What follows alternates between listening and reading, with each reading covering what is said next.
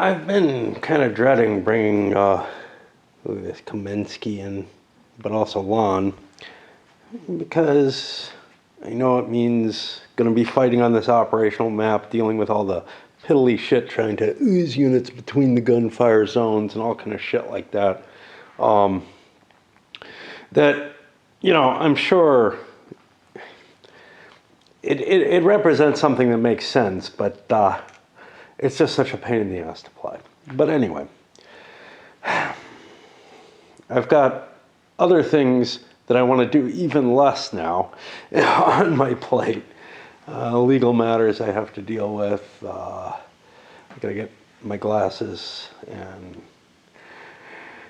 it's just impossible for me to do, much of anything. And now I've got a whole stack of shit that is due this week. And anyway, let's take a look at what we're looking at, because I'm beginning to see some problems already. So first of all, over here they say Kamensky's Russians enter blah blah blah. See 12.0 special rules. Well, there's no 12.0. I'm assuming they mean 6.2. And here it talks about they land at the entrenched camp or the fort at Weichenmund on turn 8. The operational movement in combat is inverted, but they don't tell you what landing results in. Can I just place them anywhere in the camp or the fort?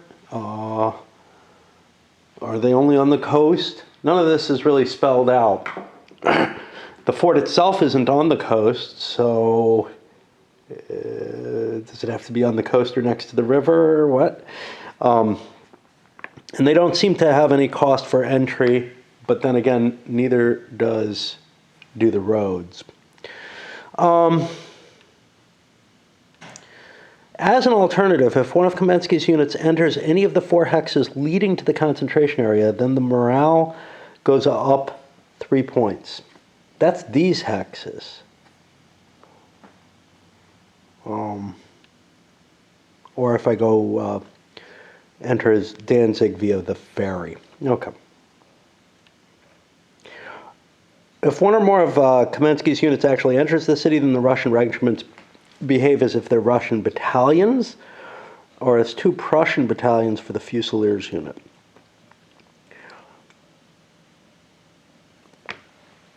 Hold on, got some shit in my teeth. I feel like I have kind of a fair view that I can make shit up and make this work, Maybe I pull around this way and threaten things here. Maybe I come through here. Okay, but what's up with Lon? Because he's showing up this time. All right, so he's here. Lon's Grenadiers, blah, blah, blah. And the 72nd line, 272 line, I guess. This latter regiment enters by the west edge as all the other reinforcements besides Lon's troops. Here we go. I was wondering where the fuck... Why would you put this here only? So yeah, we're able to bring it in on the trail.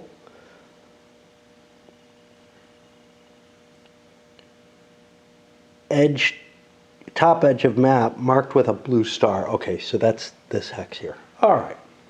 So that's what I remembered it being. And yeah, I guess I'll start bringing my Russians in and see what happens. It doesn't come in until the 2nd operational round for the French. That's not noted in the reinforcements. It's noted somewhere deep and buried here. Lon's units enter as reinforcements during the French 2nd operational round that follows. I don't know if that's supposed to be, well, the Prussians had the first one and the French have the second, but I'm going to take it as it takes Lon an extra operational round to get on the map. And if Bennigsen had moved, that would delay me by an entire turn, if I recall correctly. No, that delays Lon's units by another operational round, I guess. So not that big a deal, right? Yeah. So we've got the Russians beginning to come on the board. Prussians deploying their one remaining regiment or battalion into play there. And again, prepping for this and trying to get ready to face it emotionally, like many things, it's such a task, an onerous task on my well-being, that I'm honestly unable to do it without some level of stress, and we'll have to pause. Let's get these guys moving too. Just want to get them as a potential reinforcement if we can prevent the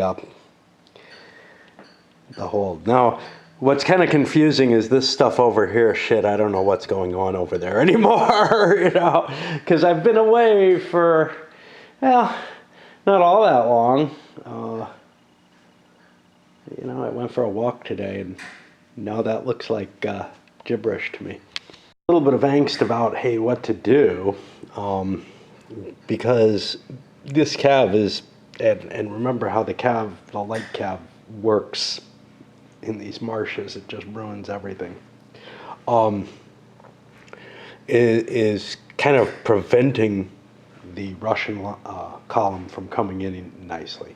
So I had second thoughts about trying to swing around this way, even though I've, at least with part of my forces, and try to deploy some power down here, but then I wouldn't have sufficient cav. There's a cav down here.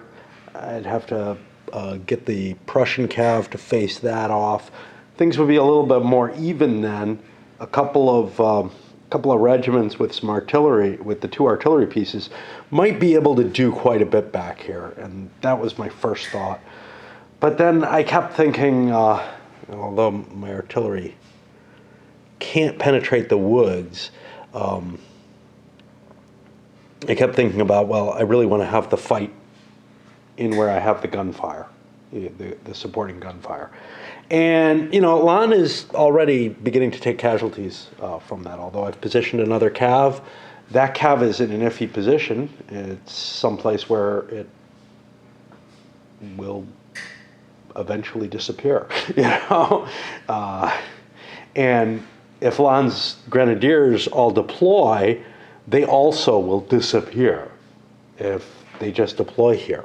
So conceivably, I could just pull the Russians back out of here and let Lan cluster around there and sit in some sort of defensive position that, like, he can't possibly hold, or maybe try to withdraw, which is expensive, and get you know, more of those French units.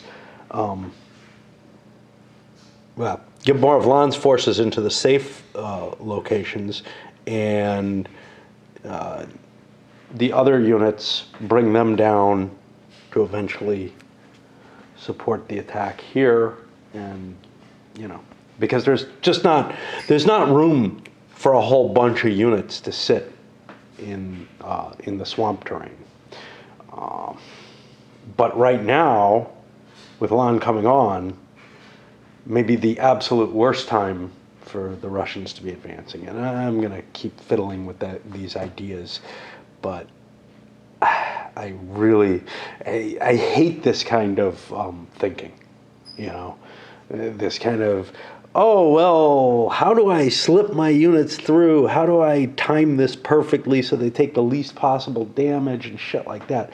That's just, it's the kind of thinking that got me away from a lot of the tactical World War II stuff, or semi-tactical, things like Panzer Blitz and stuff, that, like, it's just no fun to do this kind of thinking.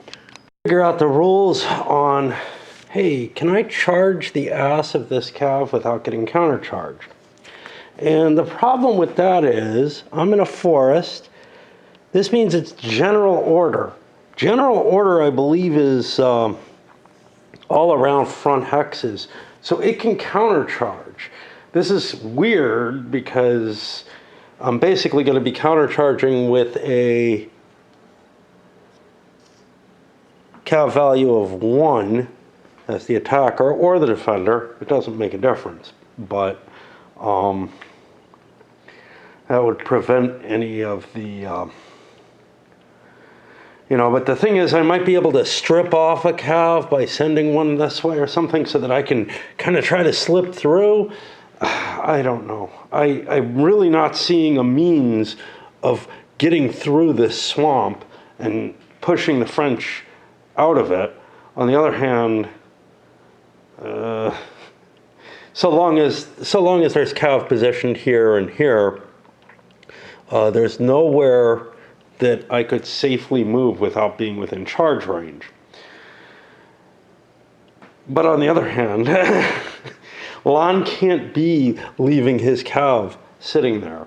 And I've got no other places to really put it that'll help defend things. The Russians can push through and engage otherwise, and I just feel like I'm stuck in this horrible situation where neither person can do a damn thing, and so what? Which is why I think I'm going to try instead to go around the back way and lay that threat down that way, because I just do not see any potential. And very shortly, we're going to be in a position where Lon isn't going to be able to push through this way either, I think, because cav blocking his ability to move and everything just stays off the map. What? I don't know. This whole fucking trying to make Viva la Emperor work in this terrain.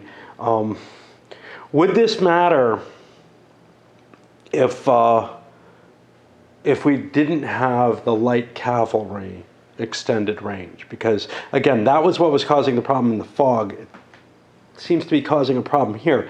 Well, I mean, the same thing could effectively happen. It would just, the cav would have to be closer together to prevent the enemy from being able to advance without being charged. Now, here's the thing. I don't care if the cav charges me if I'm in square formation. So I think what's going to happen is the infantry is going to deploy in square and start inching its way forward. I think that's the only way to move forward in this. That wasn't an option for the French, primarily because we wanted to be able to survive, but there's no kill zone for the Russians. It's just so fucking frustrating. I mean, I'm moving units on the map, getting them shot up and killed for no real reason. These things, they could probably pull back. They could jump back and forth, threaten, not threaten, not threaten, keep forcing the French to take casualties. This is just an unenjoyable thing to do. I'm not sure,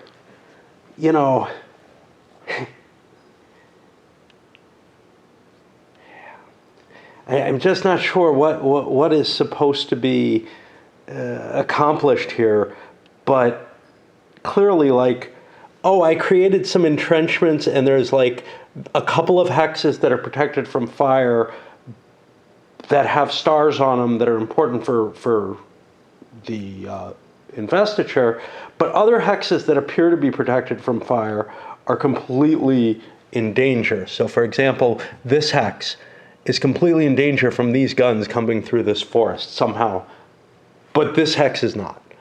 And then, there's this okay, I've got the entrenchments here, there, and in a couple of places, but it's not like I don't have a path of them that I could create that would allow me some sort of safety net back there that I could be defending or something. There's just, and throw into that the cav. I figured out, some way around the cav, but it's the rest of it is just pathetic. And now here I'm plinking at this artillery that I moved here because I didn't think I'd have a way forward with, just like these guys are heading around, because I really don't think I have a way forward through here, mainly because of the enemy cav more than anything else. And it's not like I don't have cav. It's not like I shouldn't be able to, under normal rules of the game, be able to charge that cav, force a counter charge, and Well, we'd both be charging then. Does that make a damn bit of difference? I mean, it ends up being kind of a crapshoot as to whether or not you get through. No, because the defender has cav value 1. So therefore, the person who is countercharged is fucked. Yeah, the countercharge is something you cannot allow to have happen. And that's what's different here from, so the fog thing in particular, how dangerous was that? I couldn't move, the problem with the fog thing was I couldn't move into the charge range because of the long distance countercharge capabilities of the light cavalry. That was the one problem there, was that my cav would get countercharged without being in a charge position. And that normally just doesn't happen. Normally you can move your cav up to a range where it can charge. Maybe you have to wait, and then you launch a charge to screen your other units, whatever. And maybe it works, maybe it doesn't, right? But here, I cannot afford to even move forward or anything because the countercharging cav has full melee value. And I think that there's something wrong, you know. The not allowed here is a good hint towards that. But again, it is allowed in the rules, and there's no discussion of what any kind of reduced strength should be. If it was reduced in strength or something, if it was a fair fight between cav, it would make sense. What about charging cav? Well, so here's where the 2 hex thing comes into play, because the speed or distance that you can charge is really only 1 hex through the swamp, which is why you end up getting countercharged. And then whatever the hell happens in the woods, I can't even try to picture what that would be. But the capability to be countercharged is available here. It's not as important as it is in the marsh, because each thing is strength 1, and fuck it, you know, that's just not worth much. Yeah.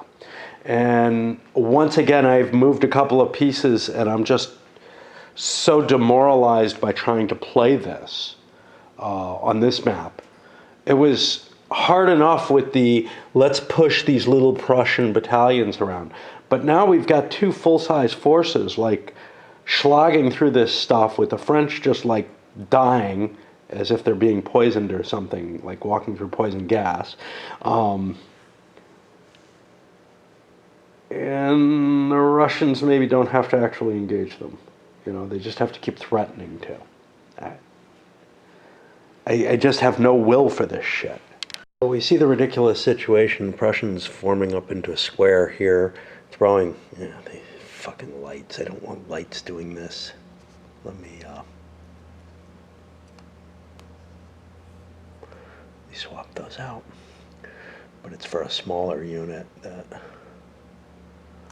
That's fine. So that I can start inching my way forward, because otherwise I'm within range of the countercharge capabilities here. Other forces heading down this way, which we're trying to bank or get rid of the problem from. Russian artillery here was able to pick off one of the remaining French guns that was sitting out there. This is really, really an ugly and obnoxious situation to try to deal with. You know, I've got Lon half off the map because I just don't want to bring him on. You know, anywhere he comes onto the board, he's got a chance of being killed. I will bring him on if like this crosses or something, so that I have to, because I have to deal with that. But as it stands, it just doesn't make sense. It's like I'll just have masses of troops sitting in the kill zone. Do I have to? I don't know. Stalemate was kind of broken. The French artillery here busted up the Russian cav, and now they no longer have any protection whatsoever up here, which means I can start advancing against them. They still need to be in square in order to deal with this cav here. I may need to withdraw and not fight in the swamps where I want to. The advantage to that, of course, is Lan's forces have to come through the gauntlet to make it to where they need to be. So they take their fire, but some of it is just slowed down movement, getting me across the lines. Artillery here, the Russians are actually doing a pretty good job. They plinked another gun, and so then maybe I want to fight Lan out here where I have the advantage. The problem is I don't have the advantage. I don't have the advantage because of this cav here. That cav is preventing me from being able to advance in anything but square. I advance in square and boom, as well as the artillery. So I think I have to turn around. I forgot something, and I've moved some things since then, but I melee attacked this and destroyed it. I forgot this infantry snuck up there, did a shot, big deal, that didn't do much, but the melee attack was effective. But meanwhile, I'm pulling these guys out. See the French pushing their forces down along this tributary here and chased away the guns, but we had a little cav fight here on the Prussian side of things, but then the infantry pushed across, faced the guns. We got guns here that the Russians could come charging towards. Things are kind of coming in piecemeal from both sides.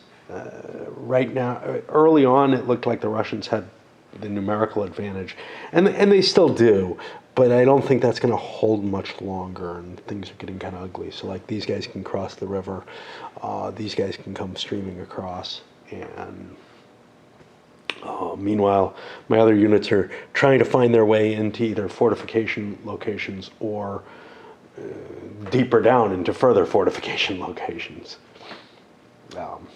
The decision not to fight here changed the whole nature of the thing.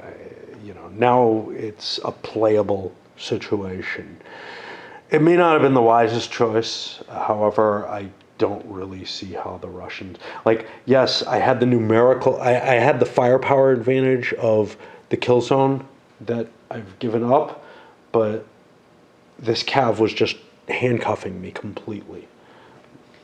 Help that I have to use squares to represent these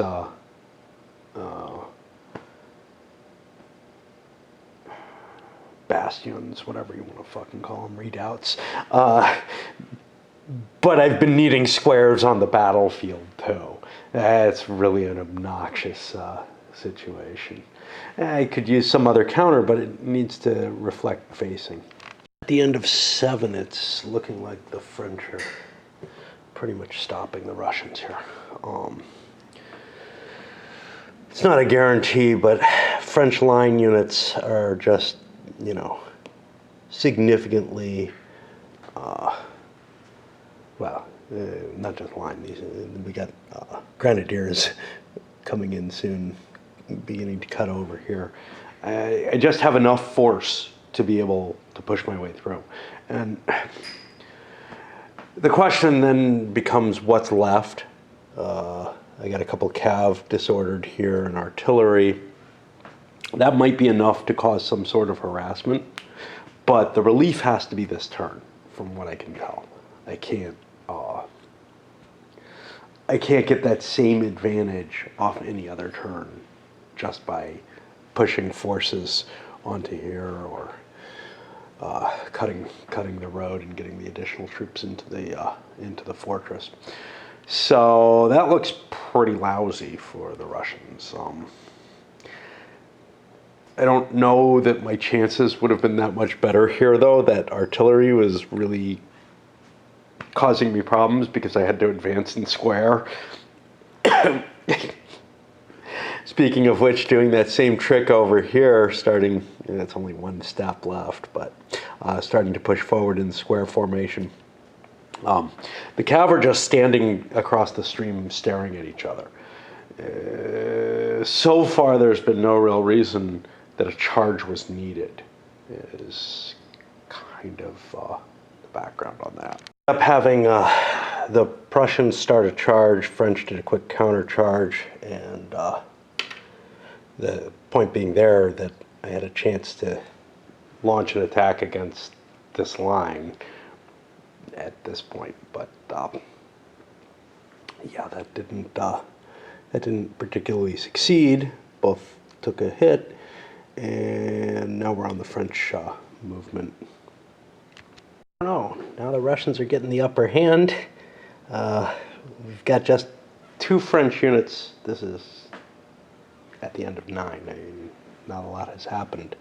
The Cav have canceled out and been both destroyed. There's only 2 French regiments in our way, and that opens up interesting possibilities. Like, first of all, not investing the town any longer, but also, you know, I mean, I could just march along here. There's no artillery up here or anything, no easy way for the French to get any kind of control that prevents me from either entering from here or from here. This is also still open. So, you know, I might end up leaving the French locked in up here with what can hold that, but without really the troops to continue the investiture. At the end of 10, the French are nearly broken. I mean, everything south of the river, or west of the river, is fleeing. And what I can deploy up here, you know, yeah, I could try to bring a couple more regiments down, and maybe with concentrated fire location, whatever, I could get things under control. Plus, I do have a cav. That's something, actually I have 4 of them, I think, 3 of them. That's something the Russians don't have available anymore. But it's hard to maneuver things down there. And I'm left in this kind of, again, a handcuffed situation where I can sit up here and be just fine, but that doesn't do me any good. And worse than that, I've, you know, taken enough losses on the non-grenadier units, whatever, that there's no reinforcements coming in here for the French. And of course, then there's the question of, are there reinforcements coming in from the Russians? And the answer is almost certainly yes. Here on turn 12, going into 13, just this absolutely crazy duel going on here with, you know, troops swirling around, cutting flanks and stuff everywhere. Nothing like, it does not feel like a Napoleonic battlefield at all, you know, and I don't know what the hell it feels like. It feels like a fight in the mud or something. I mean, I can't tell what's going on. You know, Russian units are disintegrating, French are running off the map. There's enough French units off the map that the situation that I'm kind of was worried about isn't going to happen, which is, hey, what happens if the Russians defeat the French? You know, I mean, if they completely knocked the French out so that they can't defend their encampment for the siege operations. Okay, look, you know, probably Prussia's not going to lose the game because the morale goes shooting back up by 3 for relief of the fortress. Investiture is gone, so points aren't going to be gained for that. It's probably fine, but something in me says if you have that significant a victory and these things aren't there ready to come back in, it almost feels to me like the French would have to leave they would have to break the siege. And there's nothing that accounts for that. I think it's kind of a pipe dream type situation, just because those grenadier units are a pretty heavy investment that, you know, it's bigger than Kaminsky's force. But when you're dealing with something so random as this, where there's firepower coming from the fort and other units and everything, it would be possible to disintegrate these units pretty badly. If we look at, I mean, this grenadier's down to 1 strength point, this one's at 3, this one's at full strength. We had a couple of decent units break because I had them stacked together to reduce damage. So we push through turn 13, I guess. The Russians are getting scattered away. It doesn't look like they're going to win the battle up here particularly. And because of this artillery, I've decided to divert and head for the Alt Scotland entry point. We're doing a lot of damage to the French, but it looks to me like it's reasonably likely that that the French will end up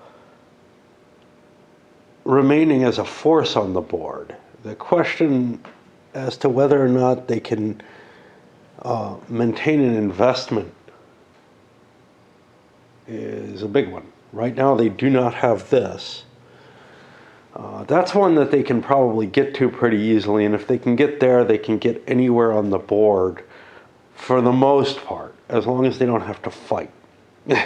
If they have to fight, for example, if this thing comes back out to defend, say, the Alt Scotland village, that starts to create an iffier situation. And we'll see what is going to happen on that side. But yeah, I mean, you know, got units like this that have nowhere to retreat to and are sitting under fire every turn.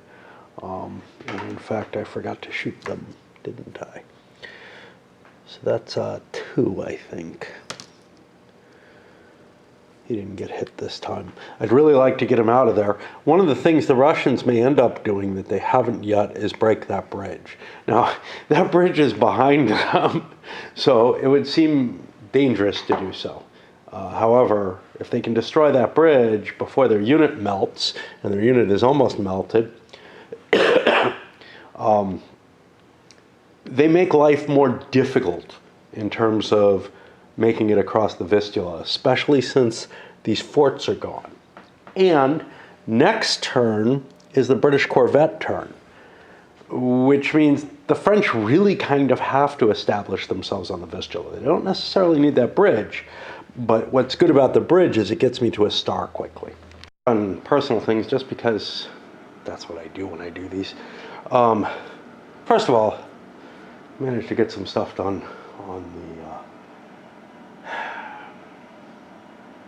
the inheritance side of things, which not the foreign stuff, but the American stuff, which I thought was just going to be simple and I wouldn't have to do much at all, except that my lawyer didn't follow my instructions on something, and now I went out and did it myself. And that's what I did today. But the other is to do with my illness. You know, my taste is wrong. Supposedly taste and smell are, you know, inhibited, pretty much gone when you have, for some people with COVID. But mine is wrong in ways that it's more muted, okay, whatever. But it's also just wrong in the sense that, like, my tobacco tastes bad. This is something, though, that happens to me every now and then with colds. You know, it used to happen with the bad colds. And so I don't know what, you know, whether or not that means, because I do still have taste. There's no question of that. It's just not the taste that I want. Destroy that bridge. The Russian army is in disarray. Just this one unit holding the bridge, destroying it. And then this unit going around to give me the morale bonus. This is going to take a while, and the French are going to take some casualties, and that may affect the possibility of an investiture later, although these units are all pretty beaten up. So, you know, without this unit coming in, or, I don't know, I've got a couple cav, and I've got the artillery, though, to play around with, too. And there's just not a lot for the French to, like, try to protect all the positions anymore. Before, there weren't many troops up here that could intervene, and there wasn't much here that could do anything. So it was safe for me to have everybody up here. Now, that's a lot iffier. A lot iffier. Russian unit that was holding where the bridge was destroyed. The rest are moving here, one here. The French sending a unit around just to make sure that nobody slips in and tries to take something back here. This is a grenadier. In fact, all I have left are grenadier units, so we're not getting any reinforcements over here. And this guy undertook fire. He's gonna not rebuild the bridge yet, but make a crossing, get to the star. That gets me the corvette interception capability. What happens if the Russians, after coming out, jump back out? Geez, I don't know. You know, I mean, is this unit enough to stop them? It's one step versus three. Not really. So the Russians may well put a little pressure there and try to prevent the French from having the investment bonus for this turn. Well, I swapped in so that I've got 2 steps instead of 1 heading that way. I'm really kind of out of other options, though. These guys that are back here, I feel like they're needed to prevent the Russians from causing more damage behind the swamp line, but on the other hand, they can cause a whole bunch of damage down here, and I don't know if I can maintain an investment to tell the truth. Because, you know, if I send this up over there, it's going to have greater firepower than the Russian unit, I assume. But these are going to be inside a village, which means they'll be trading shots at 1 each if they get close enough. And that's not sufficient to do anything. So I don't think I can actually afford to challenge things.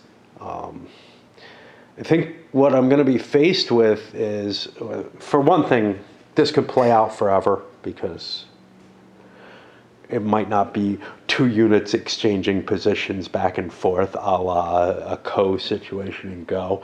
But reasonable players can say, look, let's just negotiate. You don't come to take this, I hold it, and you're not going to be able to invest, you know. And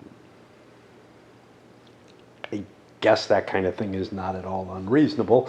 I certainly am used to playing that sort of way when faced with this kind of condition. It feels, here's the thing, it feels jagged. It doesn't feel like a modern game. It feels like trying to figure out workarounds to games like Pax Britannica, you know, to make that actually playable at some level. And sometimes those workarounds just break the functionality, you know, the meaning behind the game.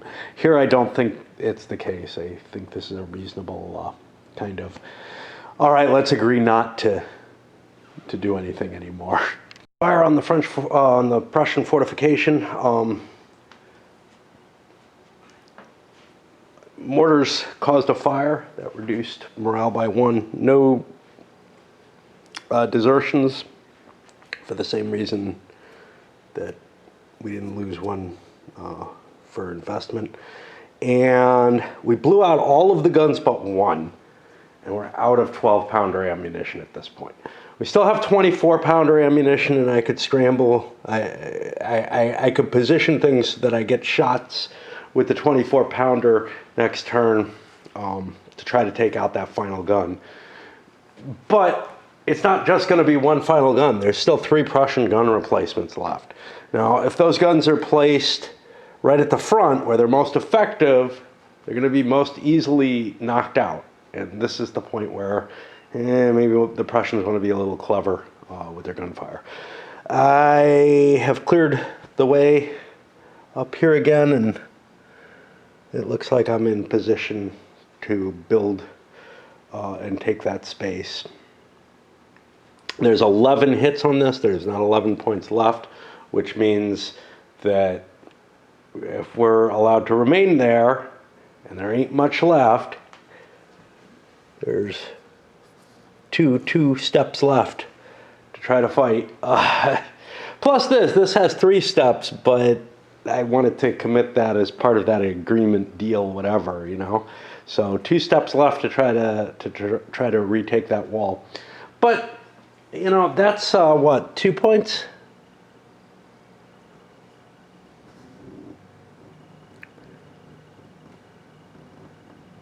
Two points if a pink dot drops to 0, and that only happens once. Not once per game per spot, I think. If it was once per game per spot, it would be much, much easier. And you wouldn't concentrate on one wall space. And you probably wouldn't worry about a French infantry unit entering the second line of defense as much either. Although that's going to be pretty trivial too with no defenses in place. The gun was incredibly unlucky and failed to dislodge 2-step French unit up there. Probably the French screwed up to put that there. These guns didn't succeed in knocking out, I don't know, whatever the gun gallery they're shooting at or whatever. Anyway, what that means is that we've got a 3-2 attack, which seems quite high for failure. And both sides take a step loss. That's not going to knock the French out, which means the French are going to be there and they're going to destroy the location. And the Prussians make a morale check, which really doesn't make much difference. A lot of complexity in it. It was pretty long. So I think we're going to leave it as a standalone and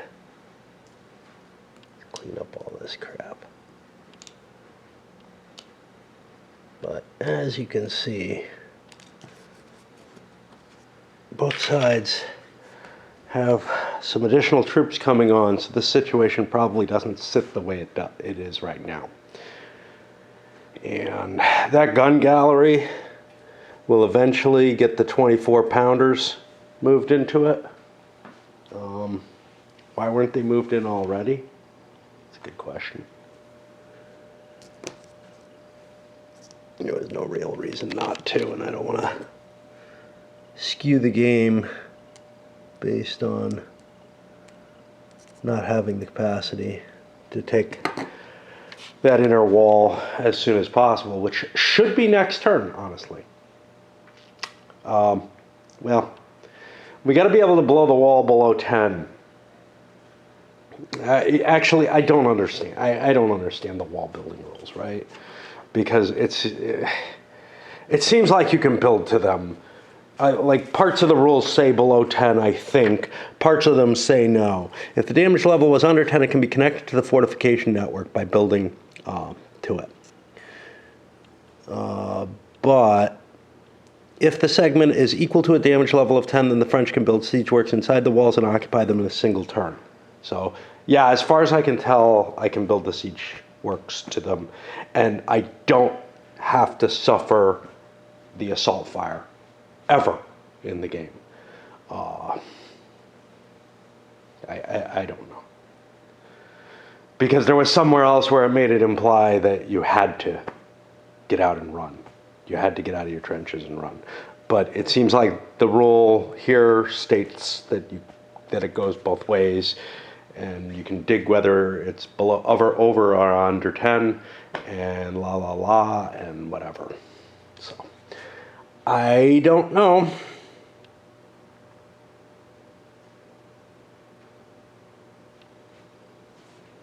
As long as there's no, if the defenders have an infantry, then a regular melee occurs. Maybe not. Maybe I had to charge. If I had to charge, I don't know. Because that 7-point automatic gunfire is going to wipe out just about anything. So I just don't know. Let me see. How does this say it?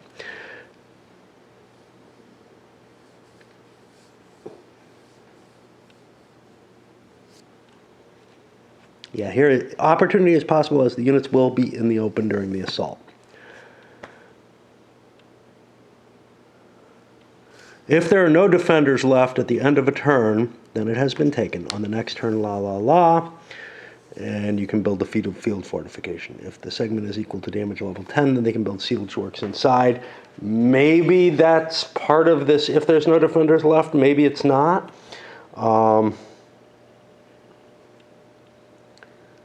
It's between 11 and 16. The attacking infantry, which implies that there is an infantry, must spend the time there.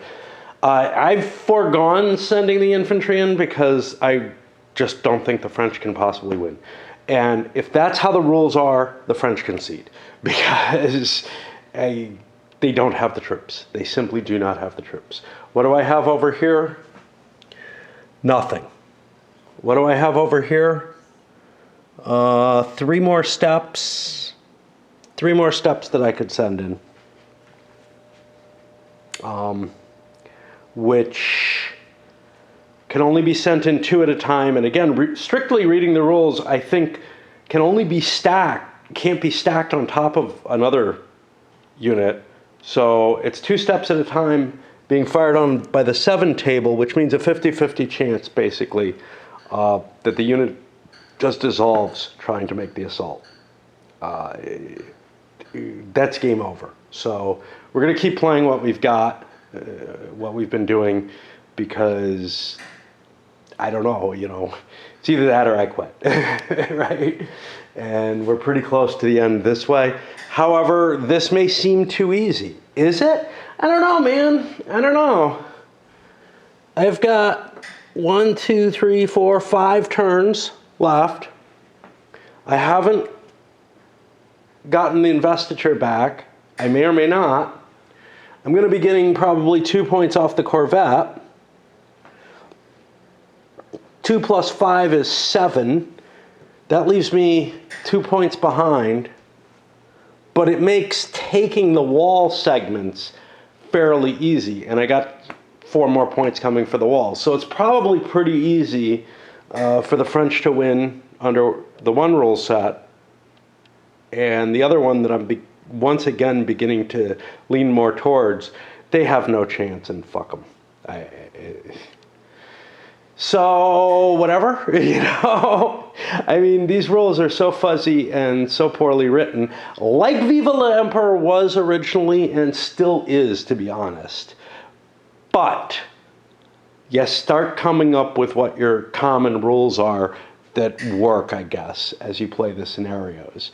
And if you don't play a scenario for a while, it's a much harder thing to ramp up, or if it's the first time you've played it and played any of them. And then also, if you're starting with something like this one, with a whole bunch of shitty, poorly written specific rules and reinforcement charts and whatnot, well, too bad. It's like playing Dresden from Labatt. All right, this is going up.